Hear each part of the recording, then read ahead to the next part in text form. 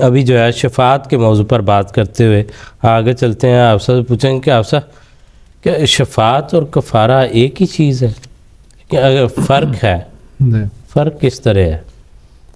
میں آپ کے اس سوال کا جواب حضرت مسیح موعود علیہ السلام کے اقتباس سے شروع کرنا چاہتا ہوں. حضرت مسیح موعود نے فرمایا ہے کفارہ اعمال حسنہ سے مستغنی کرتا ہے اور شفاعت اعمال حسنہ کی تحریک. جو چیز اپنے اندر فلسفہ نہیں رکھتی ہے وہ ہیچ ہے. ہمارا یہ دعویٰ ہے کہ اسلامی اصول اور عقائد اور اس کی ہر تعلیم اپنے اندر ایک فلسفہ رکھتی ہے اور عملی پیرایا اس کے ساتھ موجود ہے دوسرے مذاہب کے عقائد میں نہیں ملتا. حضور نے جو بنیادی بات اس میں بیان فرمائی ہے مسیح موعود علیہ السلام نے وہ یہ بیان فرمائی ہے کہ شفاعت کا جو بنیادی فرق کفارے کے ساتھ ہے وہ یہ ہے کہ شفاعت انسان کو نیکی کی تحریک کرتی ہے جبکہ گناہ انسان کو نیکی سے مستغنی کر دیتا ہے، اچھائی سے مستغنی کر دیتا ہے. کیسے کر دیتا ہے؟ سوال یہ پیدا ہوتا ہے کیونکہ اگر اس کفارے کے عقیدے کو دیکھا جائے تو ان کا بنیادی عقیدہ ہی یہ ہے کہ اگر صرف عیسیٰ علیہ السلام کی صلیبی موت پر وفات تسلیم کر لی جائے اور اس پر ایمان لے کے آیا جائے تو جو شخص ان پر ایمان لے کے آتا ہے ان کی صلیبی موت پر، وہ شخص بھی اس طرح جو پہلے لوگ گزر گئے آپ سے اگر ان کے لیے بھی یہی ہے اور بعد میں آنے والوں کے لیے بھی یہی ہے. اگر عیسیٰ علیہ السلام کی صلیبی موت پر ایمان لے کے آیا جائے تو یہ کفارہ ادا ہو جاتا ہے. اس کے بنیادی اصول جو ہیں وہ یہ ہیں، ان کا یہ کہنا ہے کہ اس کے لیے ابنیت درکار ہے، یعنی وہ شخص خدا تعالیٰ کا بیٹا ہو، یعنی جو شفاعت کرنا بیسیکلی سے متعلق جو شفاعت کر سکتا ہے.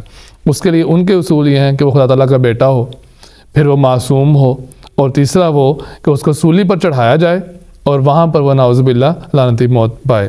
یعنی یہ ان کے عقائد ہیں جس کے بعد انسان جو ان سا ہے شفاعت کروا سکتا ہے کسی کی، جس کو کفارہ کہا جاتا ہے. وہ کفارہ ہوا اور یعنی شفاعت کے نتیجے میں نجات ہے اور کفارے کے نتیجے میں بھی نجات ہے جو ان کا عقیدہ ہے. شفاعت میں بیسیکلی رحم کا ہے طریق، اللہ تعالیٰ اپنے رحم کے ذریعے جو ہے وہ بخشتا ہے. لیکن کفارے کے عقیدے میں رحم جو ہے وہ نہیں ہے بلکہ اس میں کہتے ہیں کہ بدل ہے.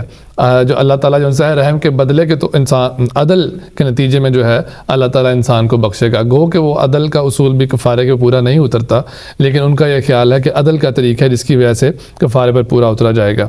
یعنی ان کے پاس یہ دلیل ہے صرف کہ اگر صرف اور صرف عیسیٰ علیہ السلام کی ابن اللہ ہونے، آپ کے معصوم ہونے اور آپ کے صلیب پر وفات پا جانے کو مان لیا جائے تو انسان کی نجات کے لیے اتنا ہی کافی ہے. اور اس کے بعد پھر جو مرضی کرتے پھریں، چاہے گناہ میں بڑھتے چلے جائیں، اس سے کوئی فرق نہیں پڑتا کیونکہ آپ نے اس عقیدے پر ایمان رکھا ہوا ہے. جس کے نتیجے میں کیا ہوا، جیسا کہ مسیح موعود علیہ السلام نے بیان فرمایا کہ نیکی کے کاموں سے مستغنی کر دیا اور بدی کی ترغیب دے دی ایک قسم کی. یہ کفارہ ہے. جبکہ شفاعت بالکل ایسا نہیں ہے. شفاعت میں جیسے پہلا بھی ذکر ہو چکا ہے اس میں اصول ہی اس کا بنیادی یہ ہے کہ نیکی، توبہ اور استغفار اور صالح بننے کی کوشش کرتے رہنا مستقل، جس کے نتیجے میں شفاعت ہو سکتی ہے. یعنی اس میں نیکی کی طرف ابھارنا مقصد ہے، اس میں نیکی سے دور کرنا مقصد ہے. اور جب انسان اس مرحلے کے قریب پہنچ گیا ہو تو شفیع جو ہے وہ اپنا تعلق جو ہے وہ جتا کر اس کو استعمال کر کے اللہ تعالیٰ سے ان لوگوں کے حق میں معافی طلب کر لیتا ہے. یعنی مسلم اور رضی اللہ تعالیٰ عنہ نے کفارے اور اس کی جو تعریف کی ہے، حضور نے فرمایا کفارہ جو ہے کسی فعل کے ذریعے کسی دوسرے فعل کے اثر کو مٹانا، اور شفاعت یہ ہے کہ اپنے حق کو جتا کر کسی کے لیے معافی طلب کرنا. تو ان دونوں باتوں میں بڑا فرق ہے. اور جیسے آپ نے ذکر کیا کہ معصوم، تو اب وہ ابن اللہ جو ہے وہ خدا بھی ہے. تو معصوم تو اگر ہم دیکھیں تو یہ مفعول کا صیغہ ہے، اسم مفعول کا، کہ جس کو بچایا گیا ہے. یہ مجہول سے بنتا ہے کہ جس کو بچایا گیا ہے. تو خدا جو ہے وہ تو بچانے والا ہے. خدا کا نام تو عاصم ہے نہ کہ معصوم، اس لیے وہ اس صورت میں ہو ہی نہیں سکتے. اگر وہ خدا ہے تو پھر وہ عاصم ہے، پھر وہ معصوم نہیں.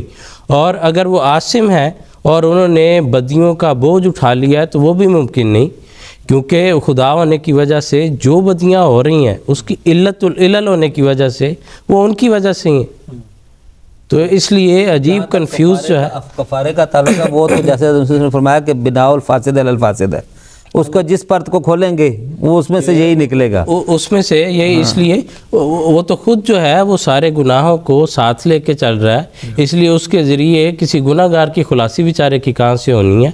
جو شفاعت کا جو مضمون اسلام نے بیان کیا، مسیح علیہ السلام نے جس کو کھولا ہے کہ اس کے نتیجے میں انسان مسلسل اپنی کوشش کرتا ہے، اور چونکہ اللہ تعالیٰ کی ذات جس سے انسان کا تعلق ہے وہ انتہائی مقدس، انتہائی پاکیزہ ذات ہے، اس سے انسان کا کوئی مقابلہ نہیں۔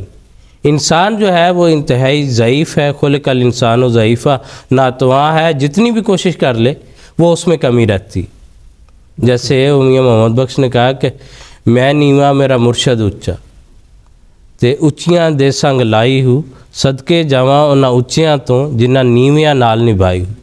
تو یہ تو ان اونچے جو ہیں ان کی شانیں ہیں کہ انہوں نے جو کمزور انسان ہے ان کے ساتھ اس تعلق کو نبھایا ہے، اور پھر اس کو ذریعے دیے ہیں اپنے پاس سے کہ جہاں کمزوری رہ جائے اس کو کور کرنے کے لیے، انسان کی مدد کرنے کے لیے اللہ تعالیٰ نے اپنے انبیاء کو شفیع بنایا ہے ان کا، اور ان کی شفاعت کے ذریعے جو ہے وہ ان کو اللہ تعالیٰ نجات کے آخری مرحلے تک جو ہے وہ لے جائے گا۔